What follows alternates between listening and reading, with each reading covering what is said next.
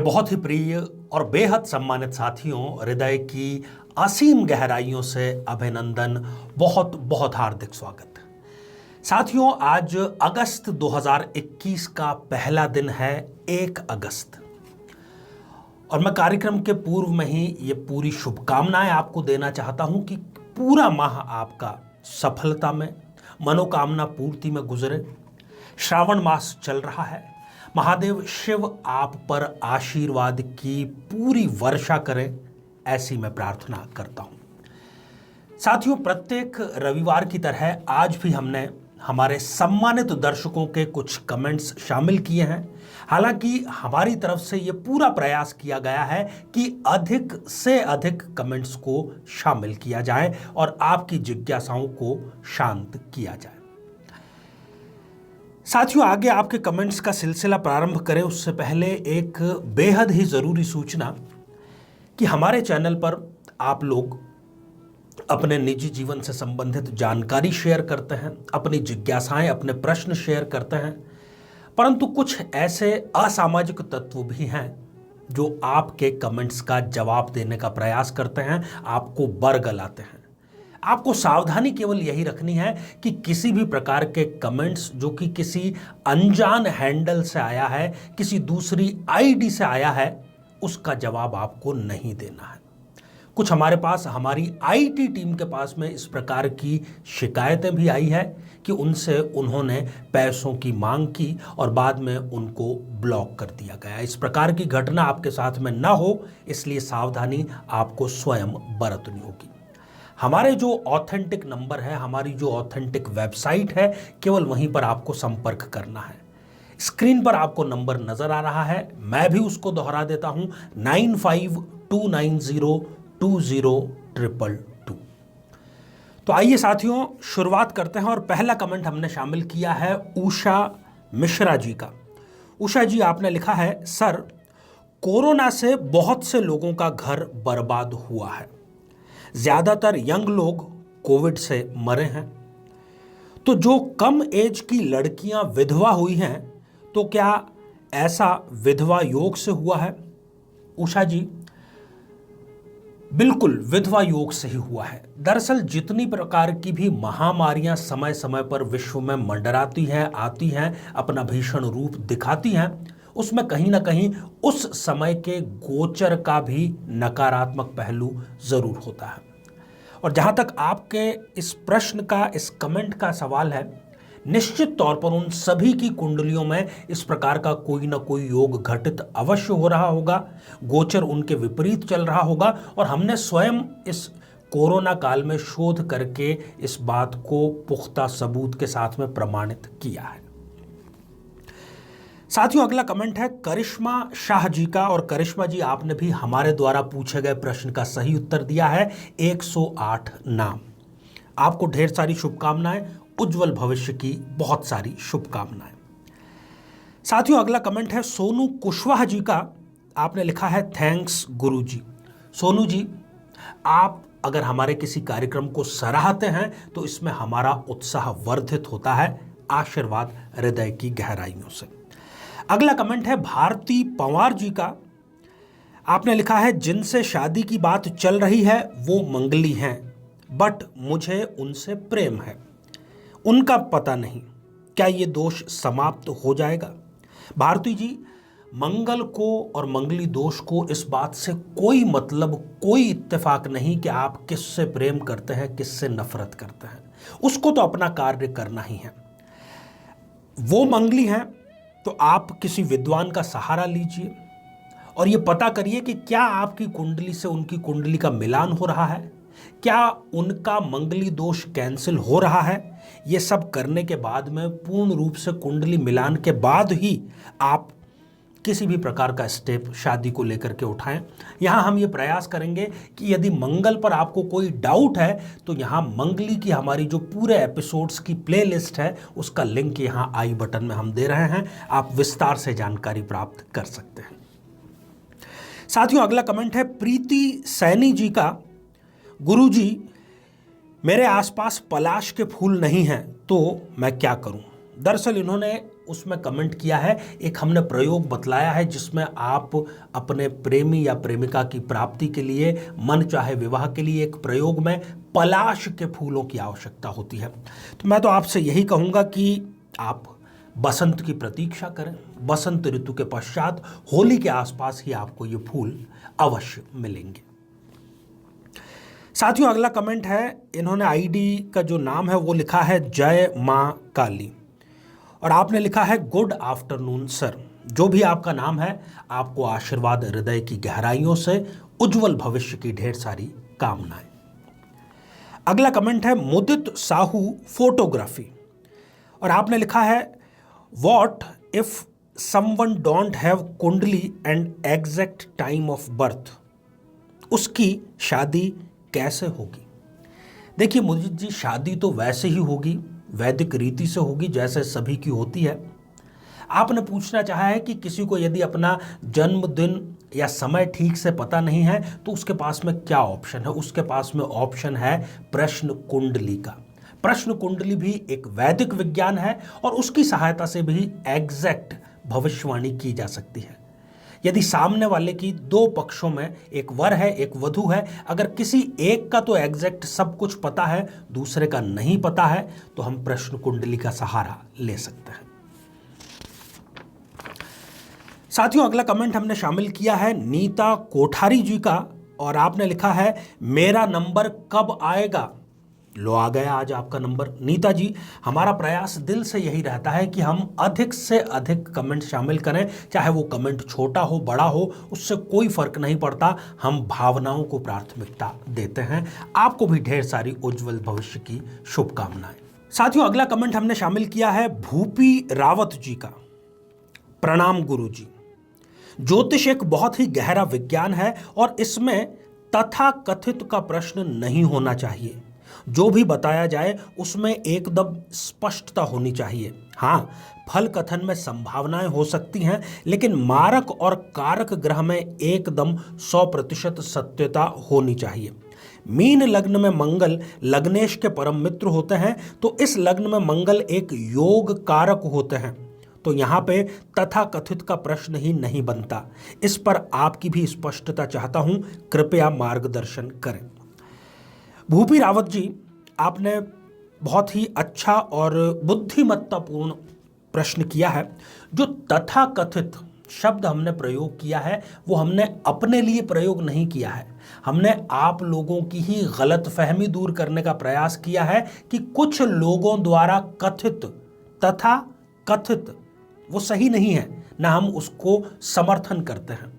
मारक और कारक ग्रह स्पष्ट रूप से होते हैं, परंतु उसकी प्लेसमेंट क्या है, उसकी युति क्या है, किस योग का निर्माण कर रहा है, इससे भी मारक और कारक दोनों के प्रभावों में आमूलचूल परिवर्तन आ जाता है।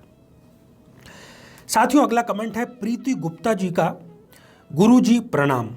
प्रीति जी, आशीर्वाद हृदय की गहराइयों से, और आपने प्रश्न किया है कि संतान प्राप्ति के उपाय बतलाएं।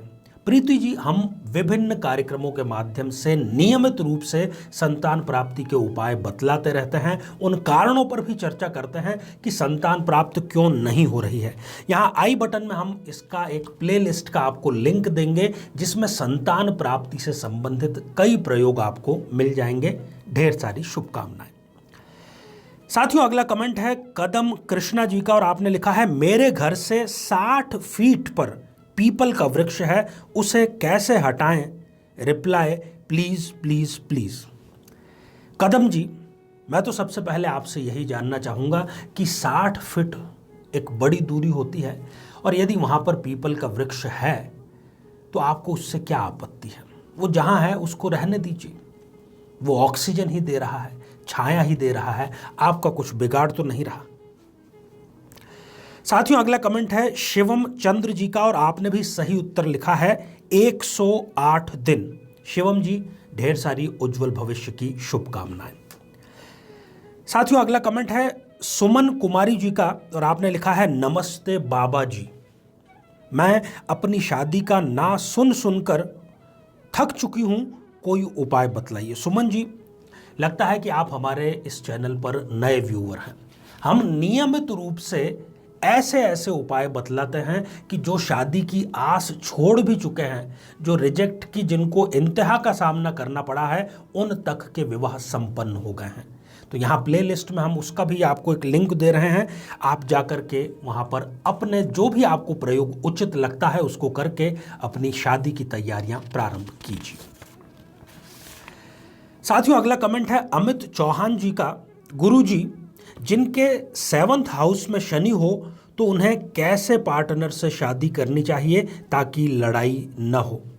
अमित जी, केवल इस आधार पर कि आपके 7th भाव में शनि है आप कुंडली का मिलान नहीं कर सकते। उसमें काफ़ी सारी चीज़ें देखनी होती है, परंतु एक बात सत्य है कि यदि 7th भाव में आपके शनि है तो जीवन साथी से आपको सदैव निरादर अपमान ही मिलता है। एक लग्न पर आधारित अभी श्रृंखला हमने लगभग समाप्त ही की है। उसमें आप प्रत्येक लग्न से संबंधित कौन सी क्या समस्याएं आ सकती हैं, मिलान कैसे किया जा सकता है, घर बैठे उसको आप अवश्य देखिए।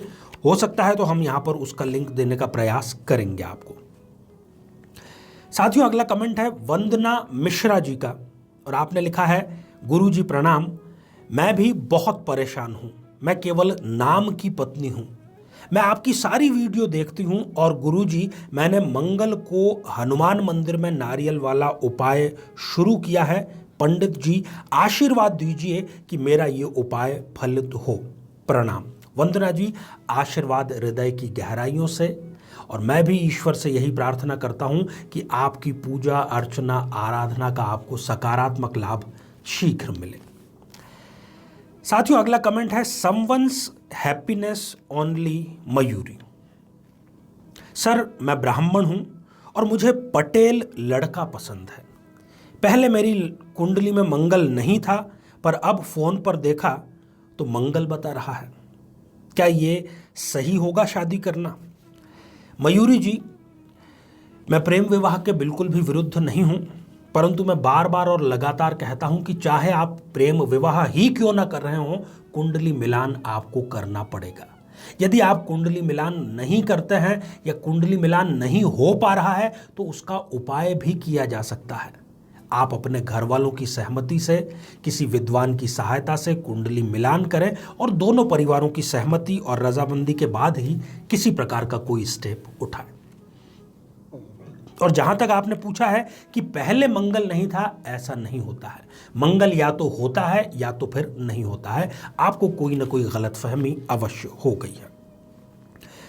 साथियों, अगला कमेंट है रेखा बाजवा जी का और आपने लिखा है, नमस्कार रेखा जी, आशीर्वाद हृदय की गहराइयों से।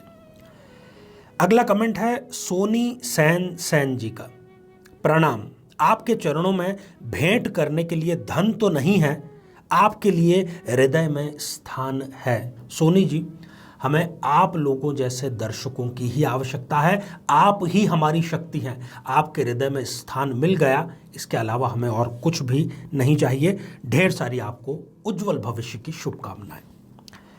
साथियों, अगला कमेंट है विश्वास गुप्ता जी का और आपने लिखा है, मीन लग्न में गुरु 7th भाव में है, क्या गुरु यहां भाव नीच करेगा? ऐसा बिल्कुल भी नहीं है। लग्नेश होने से विश्वास जी यहां पर शुभ फल ही आपको मिलेगा। साथियों, अगला कमेंट है शकुन शरण जी का, आचार्य जी प्रणाम, आपका आशीर्वाद सदैव बना रहे ऐसी अभिलाषा है। अनंत कोटि धन्यवाद, कल भी और आज भी सब कुछ बहुत सुंदर है। कोटि कोटि वंदन व नमन।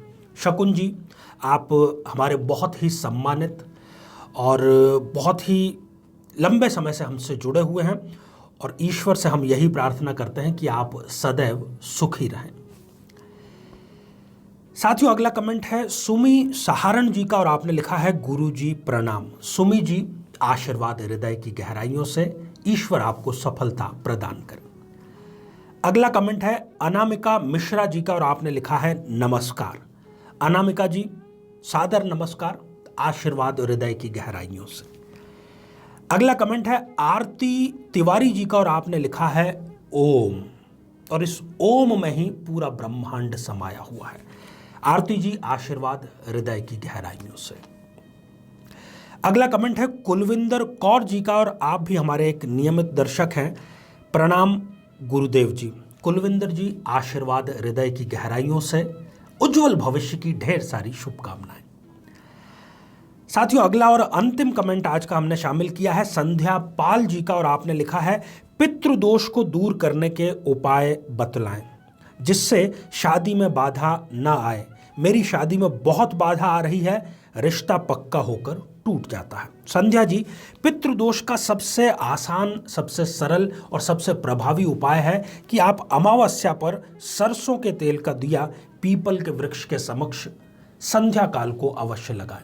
बाकी मेरी तरफ से भी आपको उज्जवल भविष्य की ढेर सारी शुभकामनाएं। तो साथियों, ये थे कुछ चुनिंदा कमेंट्स जो आपके प्रेम का प्रतीक है। इसी प्रकार से आपका प्रेम स्नेह बना रहे, और हमारा प्रयास भी यही रहता है कि हम अपने कंटेंट को, अपने शोध को बहुत जिम्मेदारी पूर्वक और जीवन को आपके बेहतर बनाने वाला बना सके। साथियों, आप सभी स्वस्थ, समृद्ध और शांतिपूर्वक जीवन व्यतीत करें। नमस्कार। जीवन में किसी समस्या का सामना कर रहे हैं, जैसे कि शादी में देरी होना, पति पत्नी में मनमुटाव या तलाक तक की नौबत आ जाना, संतान का प्राप्त न हो पाना, नौकरी या धन प्राप्ति में बाधा आना, जीवन के प्रत्येक क्षेत्र में किसी न किसी प्रकार की बाधा आना, तो आज ही अपनी जन्म पत्रिका का संपूर्ण विश्लेषण करवाएं और पाएं समस्या से सदैव के लिए मुक्ति।